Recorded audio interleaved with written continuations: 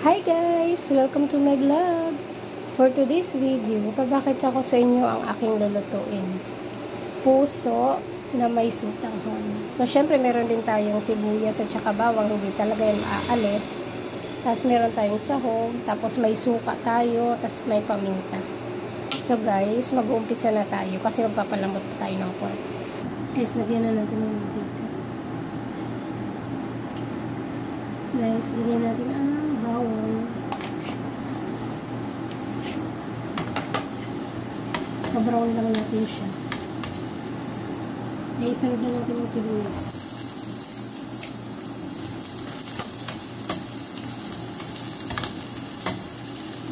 Isunod na natin ang sahog. Isa-isa lang. Kaya sabang ginagisa na lagyan natin ang konting sahog. Kaya sabang natin ang konting sahog. Palambutin natin. Guys, tapan lang natin para mabilis kumulo. Guys, lagyan natin ng konting suka. Tapos, tapan lang natin.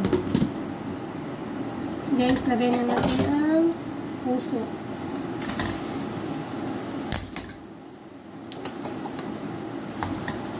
Gisa lang natin.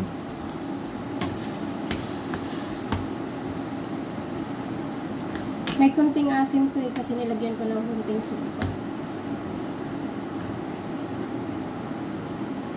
Yan na guys.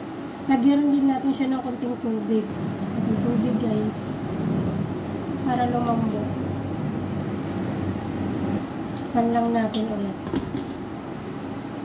Guys, lagyan na natin guys yung ating sutanghon. Ginapit ko na to siya.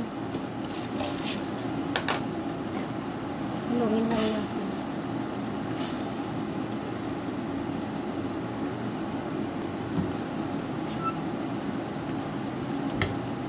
Yung ating puso na may sutanghon. Try nyo to guys. Simpleng ulam lang. Pero masarap.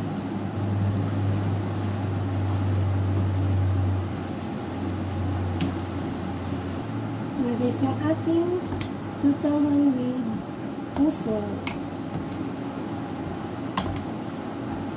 May kunting asim siya. Lipat na natin. Tapos na guys, lipat na natin. Ito na guys, nalipat na natin. Finished product. Sutanghon with puso. Yan lang guys. Ito yung aming lunch ngayon. Tapos, pritong isda. So guys, huwag kalimutang mag-subscribe, mag-like at mag-share ng aking YouTube channel, Mira Vlog. Thank you!